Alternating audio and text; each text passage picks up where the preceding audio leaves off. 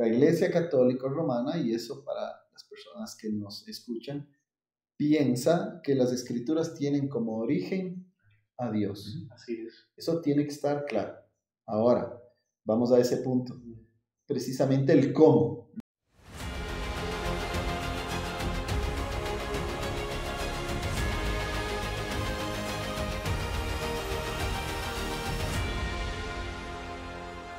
Reforma Confesional.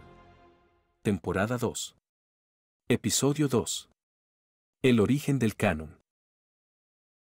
Amigos, buenos días acá en Quito, Ecuador. Estamos una vez más juntos con el pastor Giancarlos Morán, con Jorge de Sousa, estudiante del Seminario de las Américas, con Ronald Cagua, también graduado del Seminario de las Américas y interno en la Misión Reformada del Sur. El pastor Giancarlo sirve en la en la Misión Reformada de Tumbaco, todas parte de la Iglesia Reformada Luz de Vida, la cual yo pastoreo, y también somos parte de nuestra denominación, las Iglesias Reformadas en Ecuador. Así que bueno, bienvenidos, ¿cómo están? Muchas gracias. Bien, pastor, gracias a Dios. Qué bueno, amén, amén. Nos reunimos una vez más, mensualmente estamos tratando de hacerlo y vamos a tratar de responder a algunas preguntas, comentarios que surgieron de nuestro podcast anterior, ¿no es cierto? En donde hablábamos de la catolicidad sin Roma, ¿no? Para los que nos ven, nos escuchan, queremos que sepan que nuestro propósito no es atacar a nadie por el simple hecho de hacerlo, no disfrutamos de hacer eso.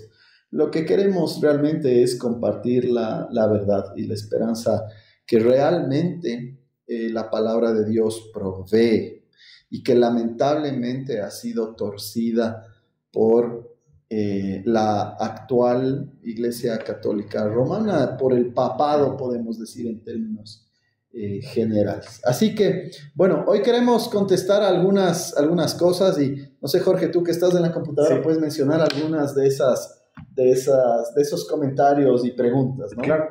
Bueno, y primero le damos gracias a todos los que se interesaron en compartir el video, en ver el video y en comentarlo, incluso aunque no estemos de acuerdo, nos ayuda a seguir esta conversación y buscar juntos la verdad. Un comentario que nos pusieron, por ejemplo, de @UniónEstudiante, dice: el Nuevo Testamento lo definió y reunió un papa católico en un concilio casi 400 años después de Cristo. Antes de eso, los libros del Nuevo Testamento estaban dispersos por distintas ciudades del Imperio Romano, con lo cual se hace evidente que la sola escritura de Martín Lutero es una herejía del siglo XVI. Bueno, ese comentario desató 15 respuestas, no vamos a leerlas todas, pero luego a él, por ejemplo, le contestó Horacio Díaz, diciendo que la Iglesia de Cristo definió, y se refiere a la Iglesia Católica Romana. Espérate un momento. Usa esta palabra. Cita, dice: ¿me puedes decir en qué año la Iglesia de Cristo definió los 66 libros guiada por el Espíritu Santo? Más abajo dice que hay un tal Pacheco que es protestante y que reconoce que gracias a la Iglesia Romana papista, él tiene el Nuevo Testamento. Y sigue insistiendo en la palabra definió un montón de veces más. Pero eso es solo por resumir. Hubo más comentarios, pero esos reflejan una tendencia general que hubo ahí de atacar el tema del canon. ¿Cómo sabes que tienes la Biblia? Sí. Finalmente? Tal vez esto para enfocarnos, ¿no es cierto? Aquí hay una tendencia, notamos nosotros, entre la gente católica romana e incluso algunos evangélicos, ¿no es cierto? Y esta palabra que has repetido una y otra vez, pues es fundamental en esta conversación, en este debate, si queremos. Es esta idea de que debe haber alguien que defina el canon. Y bueno, si hay alguien que define el canon, ¿no? Por supuesto, ese es Dios. Pero de lo que estamos hablando es que la gente que nos está contestando o escribiendo no está pensando en esos términos, sino está pensando más bien en que la iglesia, en esta idea, que la iglesia como institución es la que determina el canon. Y lo que nosotros queremos decirles y queremos transmitirles es que esa no es la postura oficial ni católico romana ni protestante, ni de las iglesias reformadas que son a las que nosotros pertenecemos. Claro, en la Iglesia Católica Romana hay una lógica un poco distinta y finalmente nosotros pensamos hay algunos errores en cómo ellos están pensando y de eso vamos a hablar, no solamente de eso, sino de varias otras cosas. Y entonces, en primer lugar, lo que queremos ir conversando es de lo siguiente. ¿Cuál es el problema con estos comentarios? Empecemos por ahí. ¿Cuál es el error que se refleja no solo en estos comentarios, sino tal vez entrando ya claramente a la enseñanza católico-romana? ¿Qué es lo que hemos encontrado nosotros con respecto a eso? No sé si Jan quieres decir. Sí, yo creo que también es importante, antes de ya puntualmente responder y enseñar cuál es la postura romana y la postura reformada. Bueno, hay personas oyentes que quizás dicen, ¿qué es canon? ¿Qué significa canon, no? Y bueno, canon es una palabra griega que significa una caña de medir. Básicamente significa una medida, una regla, una norma. Un estándar. Un estándar, exactamente. Entonces, pero cuando hablamos de canon de la Escritura, hablamos de la lista de los libros inspirados que deben estar en la palabra de Dios. Ahora, aquí viene el problema, porque en nuestros comentarios o los comentarios a nuestro video, vimos que las personas decían, no, es la iglesia la que define qué libros están en la Biblia, cuál es el canon de la Escritura.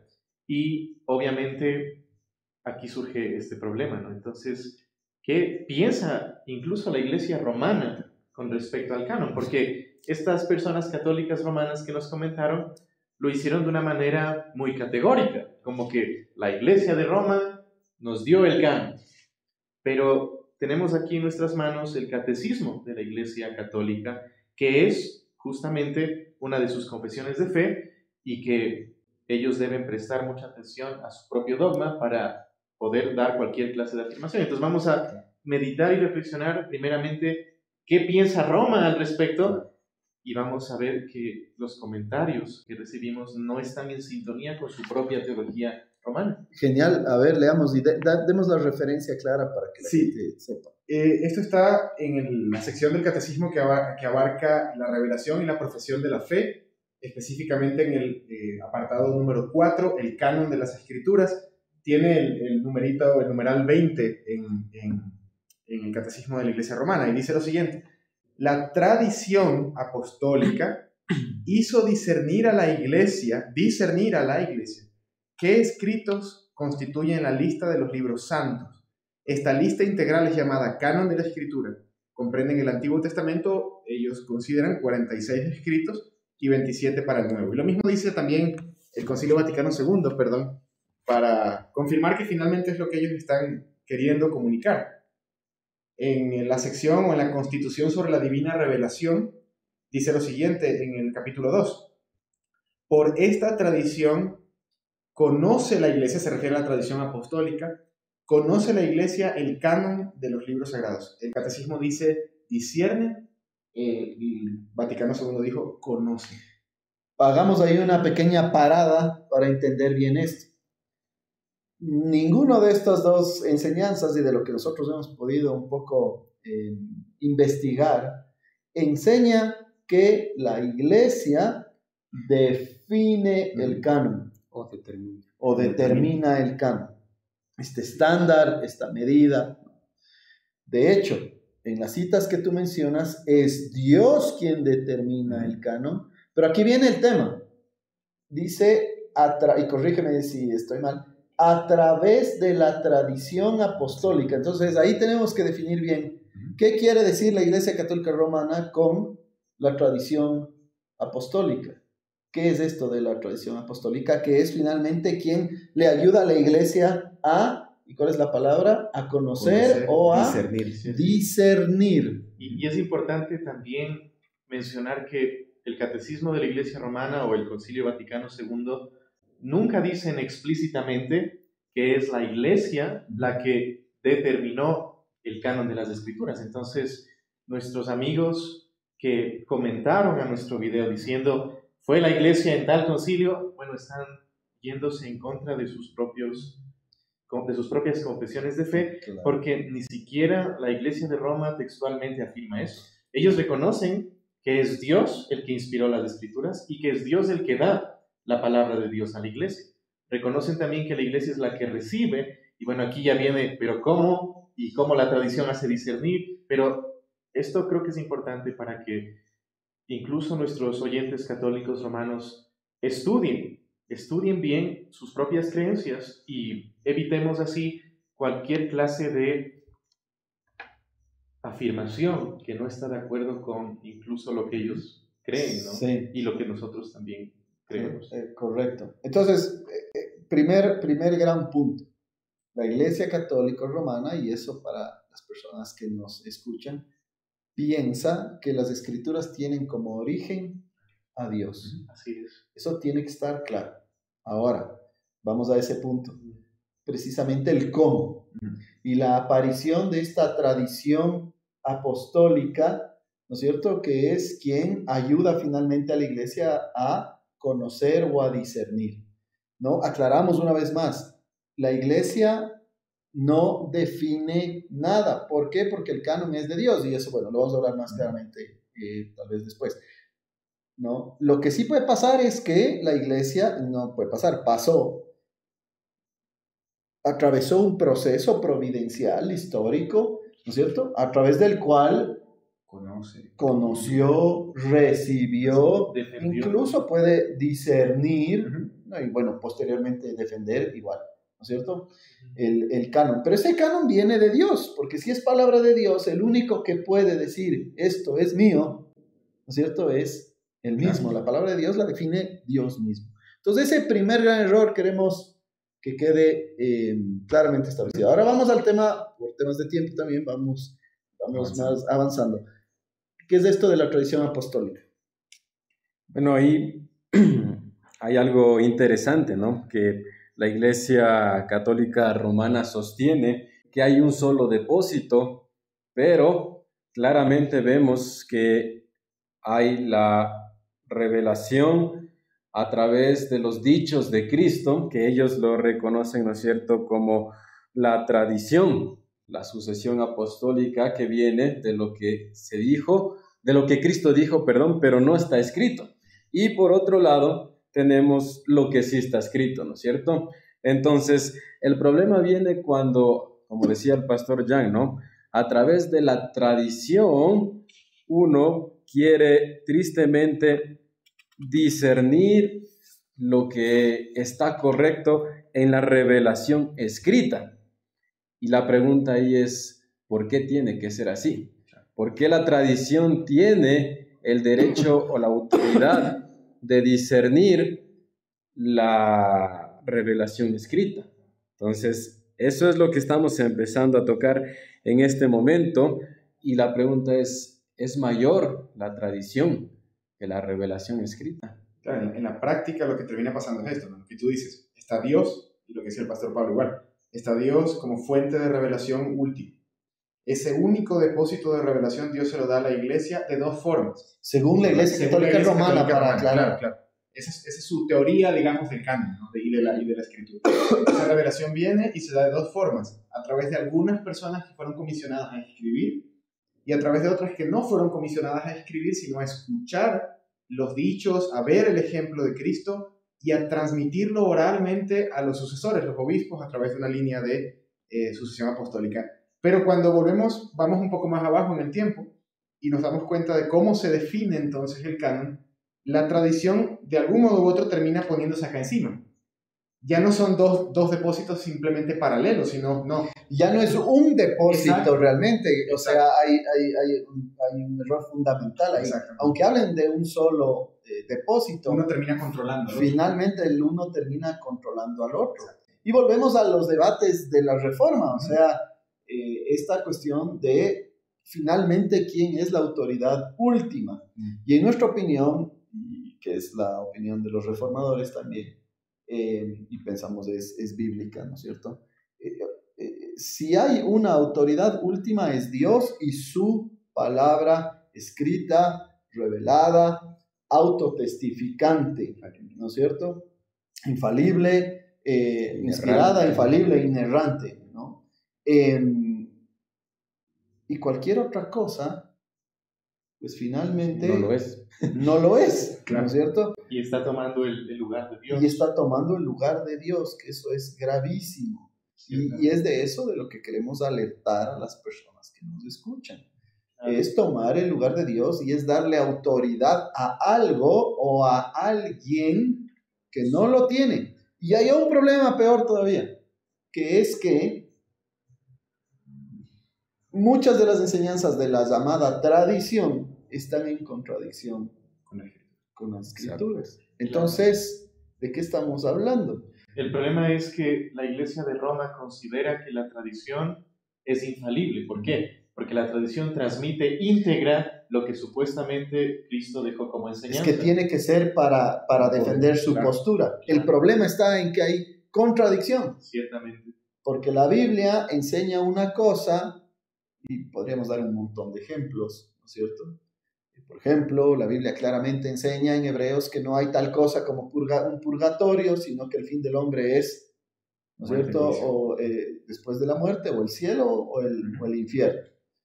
¿De dónde sale esta idea del purgatorio? ¿No es cierto? Un ejemplo simplemente, y hay un montón de otros ejemplos. En consecuencia, no puede Dios revelar dos cosas contradictorias. Dios no puede negarse a sí mismo. Dios no puede darnos por un lado una verdad y por otro otra. Y peor todavía, que esta tradición en donde están involucrados hombres simplemente son los que, por más que digan que también tiene su origen en Dios, terminen siendo los que terminan definiendo qué es lo que Dios ha dicho. Claro. ¿Verdad? También creo que es interesante ver cómo el catecismo de la Iglesia Católica afirma, ¿no?, puntualmente que la Iglesia vivió un tiempo sin la palabra. ¿Por qué ellos mencionan esto? Bueno, ellos mencionan esto porque necesitan una base para justificar el hecho de que entonces la tradición es que necesaria, nosotros tenemos claro. es necesaria y es antes que las Escrituras. Pero, como Herman Bavinck bien lo señala, es cierto que antes de Moisés la Iglesia pasó muchos años, por ejemplo, sin la palabra escrita, pero nunca sin la palabra hablada, porque la voz de Dios siempre estuvo con su pueblo. Y las Escrituras finalmente son la voz de Dios puesta por escrito, que el Espíritu Santo inspiró a los hombres para que su palabra esté preservada por todas las generaciones. Correcto, y por eso es bien importante entender y tener una doctrina correcta de la revelación. La revelación especial no es solamente la Biblia tal como la tenemos actualmente. ¿A qué me refiero con esto? Tal como Hebreos dice, Dios se ha revelado de diferentes maneras a través del tiempo. Y lo hizo de forma oral con Adán y Eva, lo hizo también a través de teofanías, hizo uso de profetas, los patriarcas, ¿no es cierto? En estos postreros días nos ha hablado revelaciones de sueños, y en luego vino ya el Señor Jesucristo, la revelación, ¿no es cierto? Y finalmente, bueno, tenemos el testimonio ahora aquí escrito en la Biblia. Esta es la palabra de Dios. Muy bien. Y creo que también para añadir esto, o más bien para resaltar, la palabra de Dios siempre precedió a la tradición. La tradición no existió antes de la palabra. La palabra siempre tuvo la preeminencia y para nosotros como cristianos protestantes reformados sigue teniendo la preeminencia. Está por encima de cualquier concilio, de cualquier papa, de cualquier tradición. Correcto, pero te me estás adelantando. No Sí. te adelantes, por favor. Vamos a hablar de eso con más detalle. Hemos hablado entonces de de cuál es la enseñanza, en resumen, oficial de la Iglesia Católica Romana, según sus escritos. Que es diferente a lo que las personas piensan. Es diferente a lo que la gente usualmente dice y nos han escrito, por ejemplo. 2, sobre lo que enseña Roma, ¿no es cierto? Ya hemos dicho. Roma sí finalmente dice que el canon de las escrituras viene de Dios. El problema está con este doble aspecto de este supuesto único depósito que ellos presentan, ¿no es cierto? La tradición oral y que se mantiene, y por otro lado el testimonio escrito. En algún lado leíamos, Jorge, que son como espejos, suena muy bonito, Justo acá. ¿verdad? Sí. Pero finalmente no hace sentido porque son distintas, ¿verdad? Por más que se confiese eso. Sí, aquí hay un punto que nos faltó tal vez mencionar. El Catecismo de la Iglesia Católica literalmente dice que la tradición está íntimamente unida con la Escritura, al punto de que ellos usan términos como está fundida, está interpenetrada. Y ellos dicen categóricamente que debe ser recibida y respetada con el mismo espíritu de devoción que nosotros tenemos con la Escritura.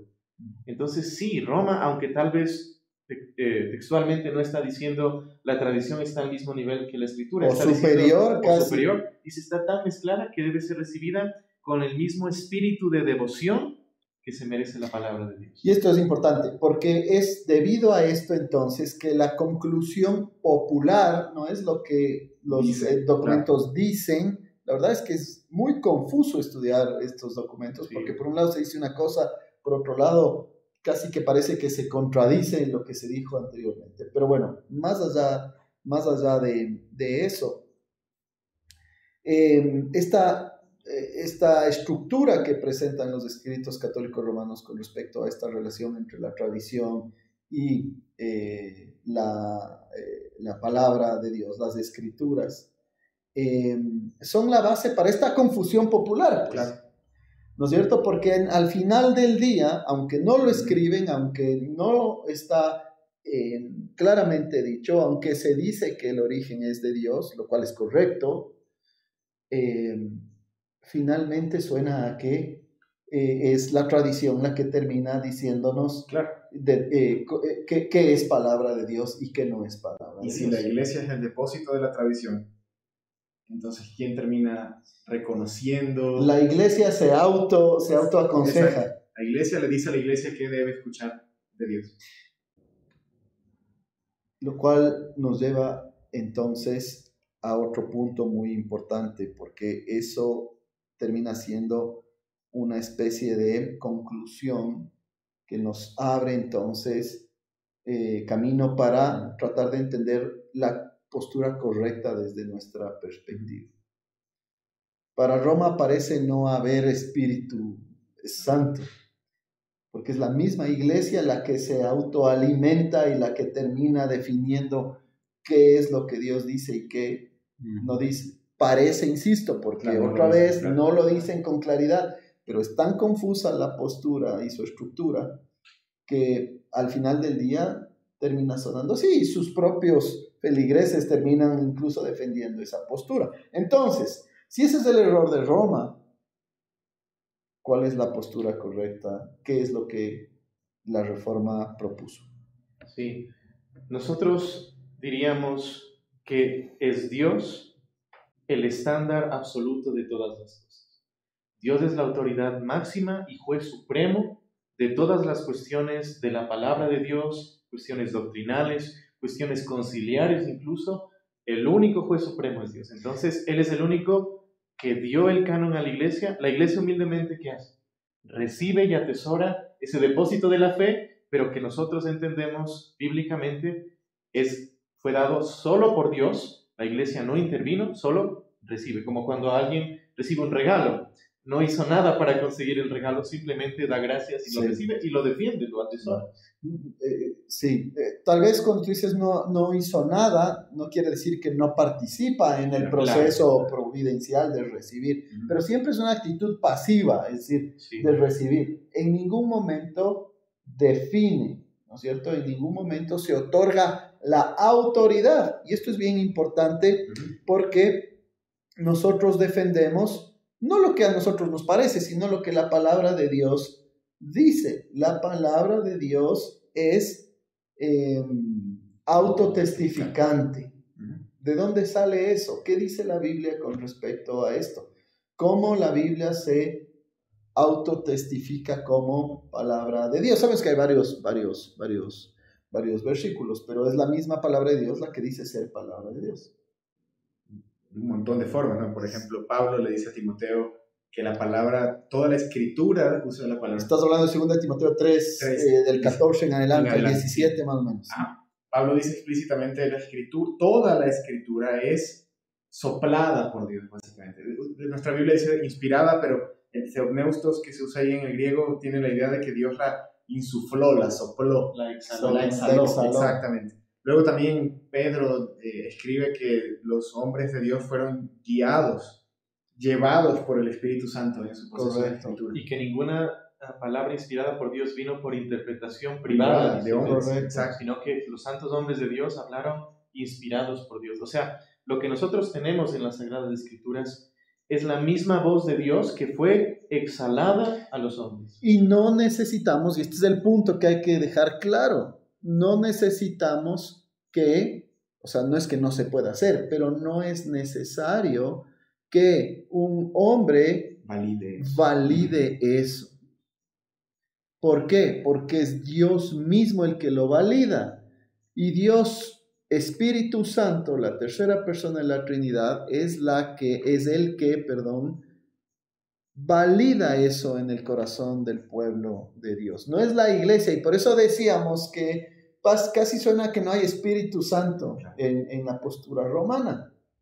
Es el Espíritu de Dios el que nos confirma a nosotros que esto es la palabra de Dios. Y no sé si, Pastor Jan, tienes la cita de la Confesión Belga, me parece que por ahí tienes, en donde nos habla precisamente de por qué aceptamos estos libros. Sí. Pastor, tal vez antes de pasar a eso, entonces, para quedar claros, la tradición de la Iglesia no está al mismo nivel que la Sagrada Escritura, ni la Iglesia ni la tradición son infalibles, y por lo tanto, no son el estándar absoluto de nuestra fe o nuestra recepción del canon. Lo que sí, entonces tenemos que ver qué sí es. Claro. Y es lo que va a leer, ¿no es cierto? Y tal vez alguien escuchó, ¿no?, cuando el pastor Pablo decía, suena que el Espíritu Santo no está ahí en su explicación de la recepción del canon. Y ellos sí hablan del Espíritu Santo. De hecho, ellos dirían, el Espíritu Santo es el que juntamente con Cristo encomendó la verdad de la palabra de Dios a la iglesia. Claro, no estamos diciendo que no creen en la Trinidad. No, claro, lo que estamos nos diciendo, adelantamos quizás a posibles comentarios. Claro, no, está muy bien. Lo que quiero decir es que nuestra postura, que es la que vas a leer tú y que creemos es bíblica, precisamente nos enseña que es el Espíritu Santo, Dios mismo, al ser Él es el canon, pues finalmente, Él es el estándar, Él es quien dice, esto es mi palabra, y no hay ni papa, ni sacerdote, ni pastor, ni lo que sea, que pueda oponerse ante esa verdad y decir sí o no, esto es o no es. Dios es dueño de su palabra y Él es el único que puede, ¿no es cierto?, testificar acerca de ella. Y bueno, entonces lo que decimos, insisto, es que la postura católica romana deja eso de lado y en lugar de otorgarle el rol al Espíritu Santo de validar la palabra de Dios, su propia valor, lo funde con la iglesia, y la iglesia es la que termina determinando algo vía tradición que solo le corresponde a Dios. Correcto. Nuestra confesión belga dice en el artículo 7, tampoco está permitido igualar los escritos de ningún hombre, a pesar de los santos que hayan sido, con las divinas escrituras, ni la costumbre con la verdad de Dios, pues la verdad está sobre todas las cosas, ni el gran número, antigüedad y sucesión de edades o de personas, ni los concilios, decretos o resoluciones, porque todos los hombres son de suyo mentirosos y más vanos que la misma vanidad. Y dice después, por tanto, rechazamos de todo corazón todo lo que no concuerda con esta regla infalible, según nos enseñaron los apóstoles diciendo, probad los espíritus si son de Dios. Ahora, este es un punto muy importante. No podemos igualar ningún escrito de hombre, por más de que lo consideremos tradición, con la palabra de Dios, porque la verdad está sobre todas las cosas, incluso por encima de la tradición. Y después creo que si leemos, por ejemplo, la Confesión de Fe de Westminster, habla del testimonio del Espíritu Santo, ¿no? Sí. Y dice, la autoridad de las Sagradas Escrituras, por la cual han de ser creídas y obedecidas, no depende del testimonio de hombre alguno o iglesia, sino totalmente de Dios, quien es la verdad misma, el autor de ellas, y así pues han de ser recibidas porque son la palabra de Dios. Y luego continúa, este es el capítulo 1 en el párrafo 10, el juez supremo, por el cual todas las controversias de la religión han de ser determinadas, y todos los decretos de concilios, opiniones de autores antiguos, doctrinas de hombres y espíritus individuales, han de ser examinados, y en cuya sentencia hemos de reposar. No puede ser otro, sino el Espíritu Santo hablando en la Escritura. Correcto. Hay otro artículo de la Confesión Belga que básicamente es paralelo al que acabas de leer. Y finalmente ese también lo que nos enseña es esto, que nosotros podemos confiar en las Escrituras.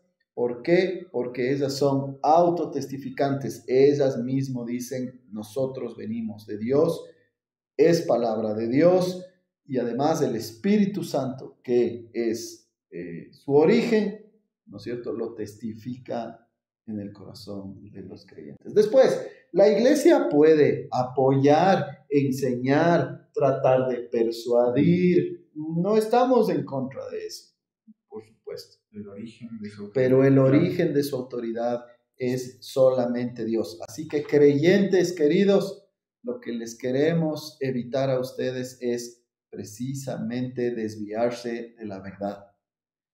Solamente la Biblia es la palabra de Dios en este momento para nosotros, en donde encontramos eso, la voz de Dios. Yeah. No necesitamos que una institución la valide como tal. Es al revés, como mencionabas, Pastor Jan. No es la iglesia o la tradición de la iglesia la que valida la autenticidad de la Biblia, ¿no? Al contrario, la iglesia es producto de la palabra de nuestro Dios. Pero tenemos que seguir. ¿O querías decir algo, Jorge? Sí, justo pensaba que lo que usted decía, Pastor, abre la pregunta que seguro también, otra vez, como decía Pastor Jan, adelantándonos al comentario. Ya sé que alguien puede estar escuchando esta parte y decir, ya, pero ustedes tienen la palabra de Dios cortada. Ustedes tienen la palabra de Dios manca. No tienen la cantidad de libros que debería tener. Y de hecho ese es básicamente uno de los argumentos que tratan de hacer, ¿no? Y esta ficción histórica de que Martín Lutero le quitó libros a la Biblia. No, bueno, y a ese punto íbamos precisamente. Exacto. ¿Cuál es el canon protestante y cuál es su origen histórico? Porque es importantísimo que la gente escuche esto, tanto evangélicos como católicos romanos, ¿no es cierto? Porque como tú dices, hay esta leyenda negra, sí, ¿no? Leyenda negra que dice que Lutero fue el que quitó libros a la Biblia. Falso. O sea, sí lo hizo, pero ¿por qué lo hizo? Lo hizo, es decir, lo que hizo fue quitar los libros apócrifos o los deuterocanónicos, pero con muy buenas razones. Y aparte, por cierto, siguió imprimiendo su Biblia con los apócrifos incluidos. Sí. Simplemente dijo, hay que saber distinguir esto. Y lo hizo, para mí, partamos de ese punto, ¿no? Antes de hablar del tema histórico, y eso estaba incluido ahí, de hecho, en las notas que habías preparado, Pastor. Cristo mismo nos da la pauta para reconocer el canon del Antiguo Testamento que no incluye los libros que Roma llama deuterocanónicos y que nosotros llamamos apócrifos. Cristo, por ejemplo, en Lucas 24:44, si mal no estoy, sí. Así es. Él está hablando con los discípulos en el camino de Maús. Y cuando se da esta idea, o cuando Lucas quiere comunicarnos la idea de que Cristo fue por toda la escritura del Antiguo Testamento, usa el resumen de la ley, los profetas y los salmos. O los escritos. O los escritos. Que final, uno puede decir, ¿y eso? Pero ¿qué tiene que ver? Bueno, esa es precisamente la descripción hebrea de la Tanakh, de la Biblia hebrea. Que no incluía los apócrifos. Que no incluía los apócrifos o los deuterocanónicos. Eso tiene que estar claro. El canon judío no incluyó jamás los libros deuterocanónicos o apócrifos. Pero antes de avanzar, también algo. Nosotros no creemos sí creemos que esos libros no son inspirados, pero no hay ningún problema con leerlos. Si usted quiere leerlos, puede leerlos, usted puede estudiarlos, de hecho nosotros lo hacemos y está muy bien, pero no son palabra de Dios. Nunca estuvieron incluidos en el canon hebreo. Correcto, y de hecho Francisco Turretino, por ejemplo, él escribe explicando que la iglesia, en efecto, sí leía los libros deuterocanónicos o apócrifos, pero siempre los distinguía del canon inspirado. Eso es bien interesante. Y bueno, debemos recordar, ¿no? Otro punto, tal vez medio controversial o muy controversial, diríamos, en nuestro contexto latinoamericano. La iglesia no surgió solo en el Nuevo Testamento. Claro. La iglesia ya existía desde que Adán y Eva pecaron en el jardín del Edén y fueron expulsados. Fueron creados. Dios ya tuvo la iglesia desde el inicio. Entonces, fíjense, la iglesia del Antiguo Testamento nunca recibió los deuterocanónicos, y de lo cual hay testimonio en el hecho de que incluso cuando vamos a los escritos de los padres de la iglesia, Jerónimo de Estridón, por ejemplo, dice: lo que no es hebreo no debe ser considerado como un escrito inspirado, porque la iglesia judía que recibió otra vez el canon de parte de Dios, y eso dice Romanos 9:5, perdón, a ellos les fueron encomendados los oráculos. Los oráculos de Dios les fueron encomendados la palabra de ellos. Y luego la iglesia judía, cuando ya viene el Salvador, hablamos de la iglesia verdadera, conservó esos libros que nosotros también tenemos como protestantes, y en ninguna manera añadió los libros deuterocanónicos. Ahora, alguien puede decir: no, pero la iglesia, después de los apóstoles, sí los tomó en cuenta como palabra de Dios. Lean a Jerónimo, lean también, por ejemplo, a Cirilo de Jerusalén, pueden también leer a Eusebio en la historia eclesiástica, pueden leer al mismo Atanasio en su sinopsis de Scripturae. Los padres de la iglesia nunca los vieron con el mismo nivel que los libros inspirados, canónicos que nosotros tenemos en nuestra Biblia protestante. Pero alguien puede decir: en la iglesia medieval sí, ahí sí ya lo aceptaron por la Vulgata. Tampoco. Uno va a la Edad Media y la mayor parte de los padres siempre tuvieron sus dudas de los deuterocanónicos. Así que no hay ningún consenso, ningún concilio que haya dicho esto solamente, bueno, todos estos 73 libros son la palabra de Dios y el resto no. 72. Ahora, solo Trento, que ¿no? es... Claro. 72 o 73, bueno, no importa. Pero solo Trento quiere decir bueno, que Trento, es claro, reforma pero no representa el espíritu de lo que vino antes, quiero decir. De hecho, tengo acá un par de referencias a eso. En el Oriente, por ejemplo, en Occidente tú ya mencionaste a Jerónimo, ¿no? Jerónimo es quizás el representante que en su carta, en su introducción, a Samuel y Reyes, al libro de Samuel, su prólogo a Samuel y Reyes, a la Vulgata, a la versión oficial de la Iglesia de Roma, él dice que no, que él efectivamente ha examinado, él dice lo siguiente, de hecho, le cito: por tanto, sabiduría, que generalmente se atribuye a Salomón, y el libro de Jesús ben Sirach, que es Sirácides, y Judith y Tobías y el pastor, no están en el canon. El primer libro de Macabeos he descubierto parece ser hebreo, pero el segundo es griego, y ahí él aplica esa regla que mencionaba el pastor Jan, por tanto no es una escritura hebrea. Y vale la pena recordar, sin embargo, que Jerónimo no es que era, porque volveríamos al tema, él no es el estándar, no es el canon, pero estamos explicando históricamente cómo en ese, otra vez, proceso providencial, pues esos libros no fueron considerados parte del canon, y en este caso Jerónimo, como otras personas, pudieron, como que tú mencionaste, darse cuenta de aquello precisamente por la providencia del Señor. Y de hecho en el Oriente, por ejemplo, el punto más allá, porque también hay católicos romanos que van a decir: sí, pero muéstrame uno que nunca haya incluido a Baruch, o que nunca haya incluido esto. Y el punto no es tanto qué libros entraron finalmente, a veces sí entraba Baruch, a veces no entraba, pero el punto es la idea general, sobre todo en el Oriente, siempre fue que el Antiguo Testamento tenía 22 libros, como 22 letras había en el alfabeto hebreo, esa era la idea. Obviamente mezclaban, por ejemplo, los de Reyes en un solo libro, o Esdras, Nehemías se consideraban un libro, pero ¿cuál es el punto?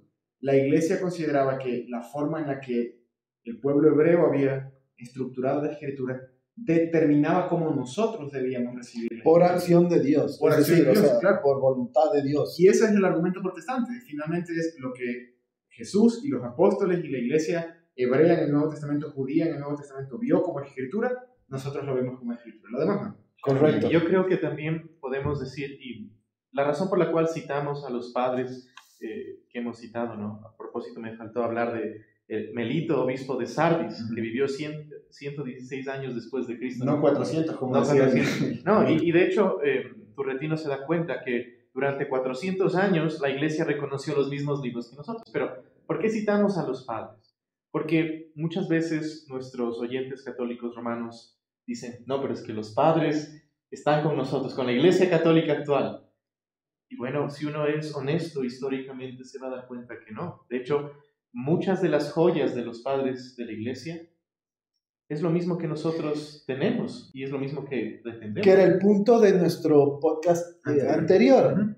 El católico romano, y escúchenos esto por favor, queridos amigos, ustedes piensan equivocadamente que la iglesia católica, ¿no es cierto?, ha existido, ¿verdad?, y que de repente vinieron los protestantes a torcer las cosas. Y hacerse otra iglesia. Y hacerse otra iglesia. Esa no es la verdad. La verdad es esta. La iglesia católica, es decir, la iglesia universal, la iglesia de Cristo, la iglesia cristiana,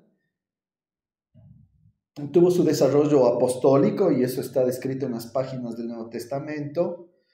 Tuvo su desarrollo en la iglesia antigua, y es más bien a inicios de la iglesia medieval en donde viene un bache gigante con el papado y también con el desarrollo de esta idea de la tradición paralela a la palabra de Dios. Precisamente eso es lo que les queremos transmitir, porque ese es el origen de tanto problema. Finalmente es un problema de autoridad. Sí. Es un problema de autoridad. Y lo que hicieron los reformadores es precisamente tratar de reformar la iglesia al denunciar precisamente ese problema.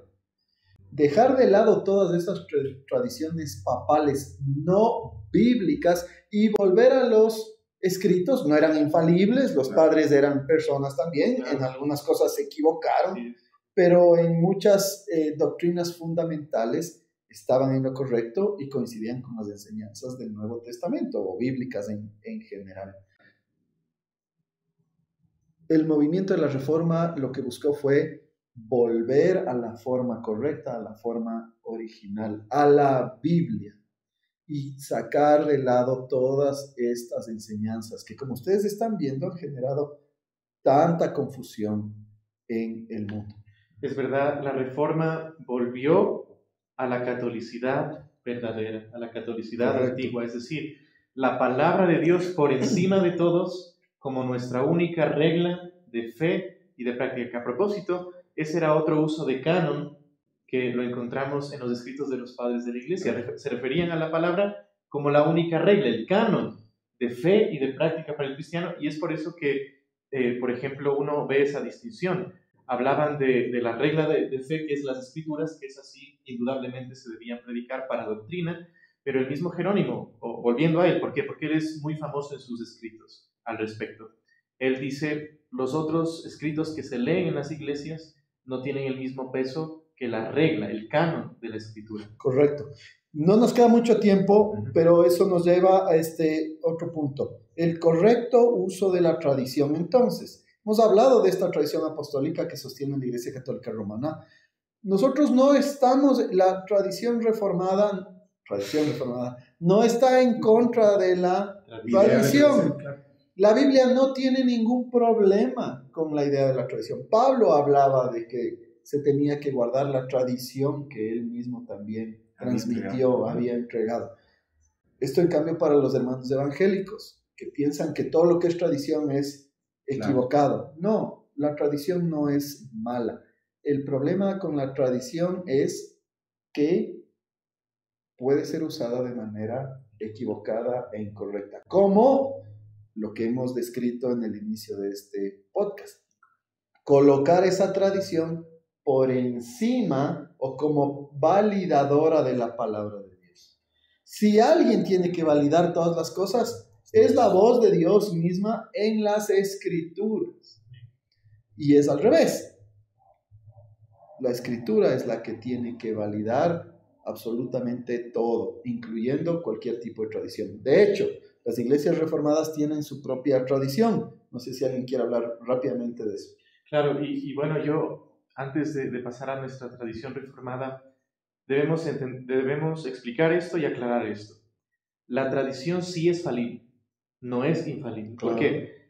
Porque somos hombres, pecadores, somos débiles, podemos equivocarnos en alguna cuestión. Entonces, cuando nosotros hablamos de nuestra tradición reformada, no estamos diciendo nuestra tradición reformada es infalible y perfectamente correcta en todos los puntos y nunca se puede equivocar, porque somos humanos. Pero ahí, una vez más, nuestra visión de la tradición humildemente reconoce nuestra debilidad humana y con más razón se apoya y abraza a la palabra de Dios, porque dice la Escritura sí es infalible. Mientras nos quedemos fieles a la palabra, nuestra tradición va a ser fiel. Pero si nos desviamos en un punto, podemos irnos en contra de la palabra. ¿Y por qué digo esto? Porque para nuestros amigos católicos romanos, la tradición, tristemente, sea que lo digan o no, en la práctica termina siendo infalible. Y no solo eso, sino que no, ellos... bueno, y lo sostiene. Lo dicen. Lo sostiene Están unidos con las catecismo. Escrituras, Claro. que están fundidas. Pero no, cuando hablamos de tradición debemos entender esto. Es la preservación de la verdad de Dios en la iglesia, pero debe hacerse con fidelidad y con la dependencia del Espíritu Santo, sabiendo que los hombres somos falibles. Y ahora, ¿qué pasa si es que encontramos puntos en la tradición que están equivocados? ¿Qué es lo que debería hacer la iglesia? ¿Cuál es la actitud?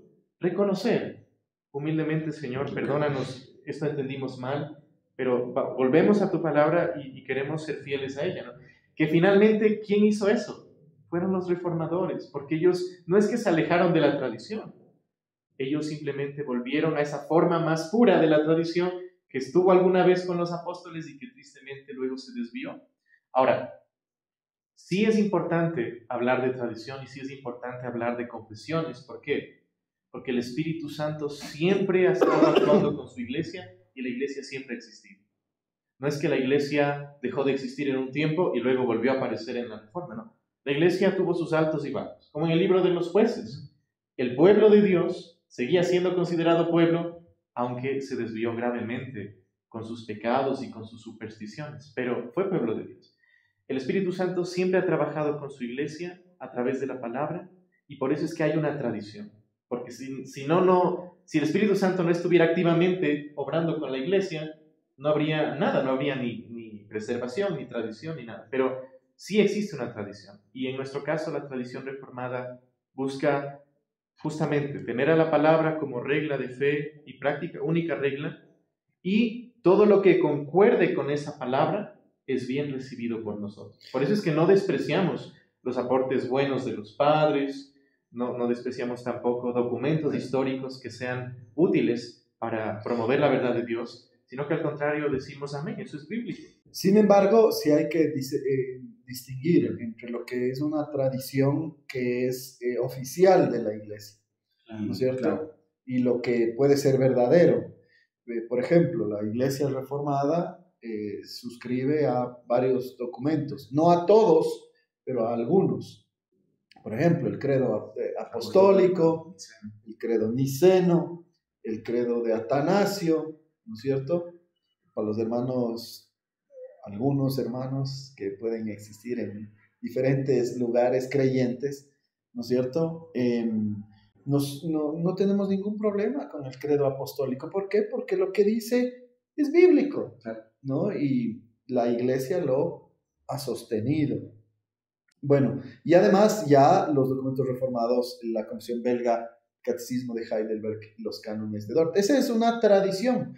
Nunca puede ser igualada a la palabra de Dios por naturaleza. Entra esa distinción que correctamente hicieron los reformadores y que se ha mantenido entre la norma que norma, o la norma normans, decían en latín, y la norma normata, o la norma que es regulada. Entonces, una confesión puede ser un estándar. Y de hecho es autoridad para nosotros. Pero es un estándar que él mismo, como estándar, está normado supeditado y normado a la palabra de Dios. Correcto. La única norma que es norma en sí misma es la palabra de Dios finalmente. Por eso es que si nosotros encontramos que algún tipo de artículo en nuestras confesiones está en contra de la palabra de Dios, no solamente tenemos el derecho, sino el deber de elevarlo, ¿no es cierto?, tal vez al consistorio, a un presbiterio, clase y sínodo, y para discutirlo, por ejemplo, ¿verdad?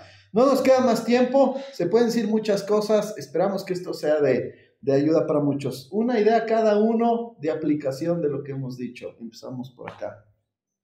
Bueno, muchas gracias, pastor.